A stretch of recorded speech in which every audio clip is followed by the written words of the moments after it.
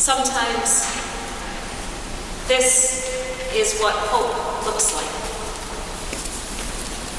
We who arrange things, who clean, who practice, who do what needs to be done, we find our counterparts in today's gospel. Here at Jesus' burial, we have the women who actually were there when they crucified our Lord. The ones who followed him from Galilee, who ministered to him, we're told in the verses just before. They were there when they laid him in the tomb. We don't hear them speak in this moment. We don't need to. Their actions, showing up and bearing witness to the unspeakable, even when they can't change the outcome, speak for them. As do Joseph's actions. It may seem like a small thing, giving Jesus a proper burial, but the way we treat the dead matters. The way we treat their bodies matters. We are not immortal souls with disposable bodies. Our bodies are part of our identity. They are part of how we are all, each and every one of us, fearfully and wonderfully made. So whether we bury our bodies or let them return to dust sooner rather than later, our bodies are never beyond God's eye or God's care. Joseph has the decency to recognize that. Matthew, our gospel writer, slows the reel, points out details the other gospels gloss over. Details folks like us might appreciate. It matters that the linen was clean, that the tomb was new, that he hewed the rock himself. We might wonder where the other disciples are, the ones we've heard about by name up to this point. We might wonder about Jesus' family, the ones who are expected to at least show up at the graveside at moments like this. They might have been there, for all we know. But Matthew would not want us to limit our focus to those who get named in the obituary.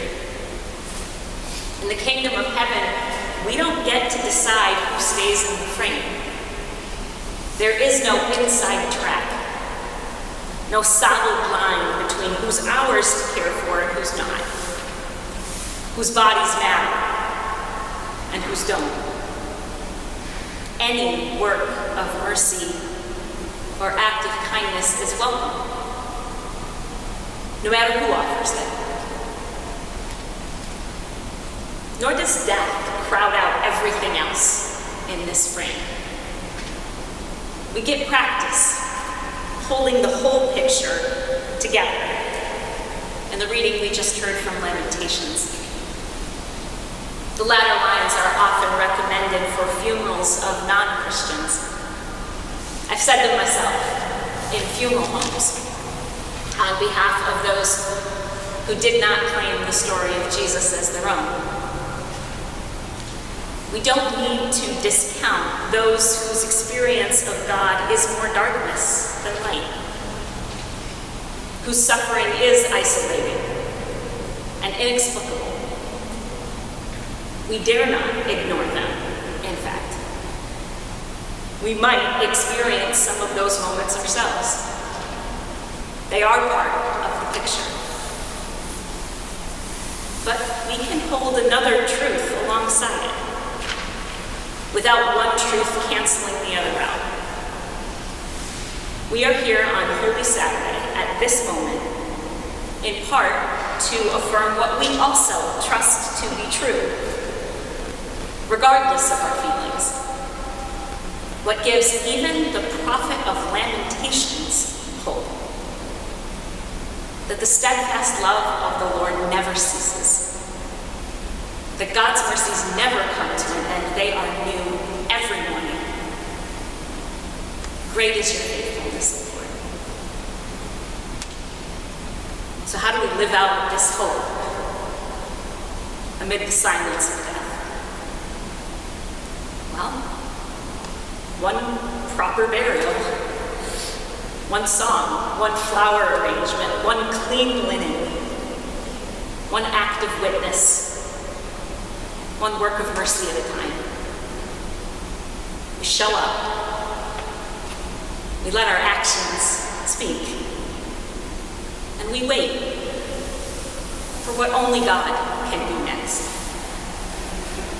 In the name of the one who holds all that we cannot,